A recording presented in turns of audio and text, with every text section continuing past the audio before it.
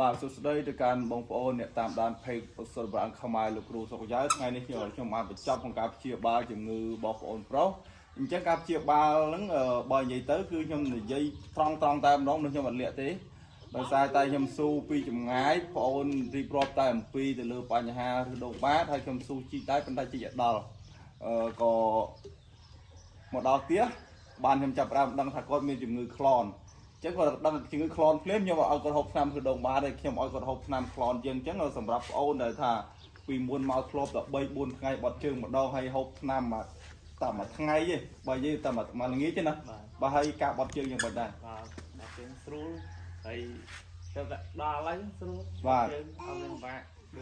បាទហូបតែកន្លះថ្ងៃទេគឺបត់ជើងស្រួលដល់រាល់ថ្ងៃហើយមួយទៀតខ្ញុំបញ្ជាក់ប្រាប់បងប្អូនថាថ្នាំខ្ញុំឬដងបាតខ្ញុំអត់អាចអ្នកជំងឺមកបន្លំគ្រូទៅបន្លំអ្នកជំងឺបានទេអញ្ចឹងការអង្គុយរយៈពេល3ថ្ងៃនេះគឺគាត់អត់មានចេញអីទាំងអស់ហើយខ្ញុំឲ្យអង្គុយនេះគឺខ្ញុំបង្ការពារគាត់មានកើតជំងឺដងបាតដែរដោយសារតែគាត់បត់ជើងឈាមអញ្ចឹងការបត់ជើងឈាមនេះបងប្អូនកាលណាកើតជំងឺក្លន់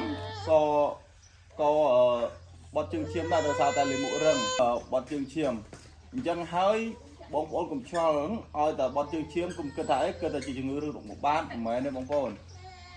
បត់ជើងឈាមក៏ជាជំងឺក្លន់ដែរដោយសារតែលាមករឹង 3-4 ថ្ងៃបត់ជើងម្ដងប៉ុន្តែអ្វីដែលយើងចំណាំបានទៅលើការជំងឺក្លន់នោះគឺ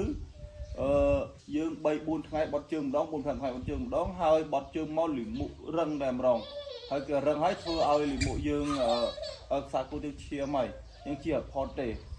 ក៏កាត់មួយថ្ងៃជាមួយថ្ងៃឈាមហើយអញ្ចឹងសម្រាប់ខាងប្អូនវិញតើប្អូនមានជំងឺជឿជាក់វិជាទៅលើជំងឺក្លន់ទេរយៈពេលមួយថ្ងៃនេះជឿជាក់គ្រូបាទព្រោះអីត្រាំឡើង3ថ្ងៃឲ្យមាននេះគ្រូបាទអត់យើងអត់មានចេញទេបាទអញ្ចឹងសម្រាប់ខ្ញុំតែងតែឲ្យគាត់អង្គុយអស់ចិត្តដើម្បីថាមកដល់ផ្ទះគ្រូហើយតិចតែលោកគ្រូទៅព្យាបាលឲ្យដងបាតបែរជាអត់មានចេញទៅព្យាបាលជំងឺក្លន់អញ្ចឹងយើងត្រូវដឹងអាការៈខ្លួនឯងសុខភាពខ្លួនឯងហើយតាមចិត្តខ្ញុំចង់ឲ្យតាមមួយថ្ងៃទៀតផងឲ្យអស់ចិត្តហ្មងប៉ុន្តែនៅឃើញបងប្អូនក៏ចង់បញ្ញាប់ហើយមើលឃើញខ្ញុំមើលឃើញក៏វាអត់មានចេញអីដែរដោយសារតែស៊ូទៅវាជំងឺនេះជំងឺក្លន់ 100% ហើយអញ្ចឹងតាមសំណុំពរបងប្អូនសូមទៅផ្ទះនឹងយកថ្នាំទៅហូបចិត្តក្នុងថ្នាំទៅហូបយើងមានជាថ្នាំក្លន់ថ្នាំកាហ្វេ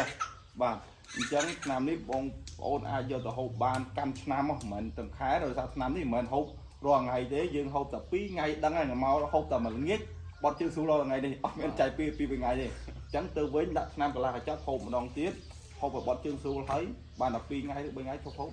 ដើមនេះកន្លះកញ្ចប់ហូបទៀតបើហូបទៅប៉ុណ្្នឹងហើយមើលថាស្រួលហើយទុកថ្នាំហ្នឹងទៅដែរអញ្ចឹងអរគុណច្រើនហើយមានការខុសឆ្គងឲ្យសូមទោសណាហើយមានការខុសឆ្គងលើការ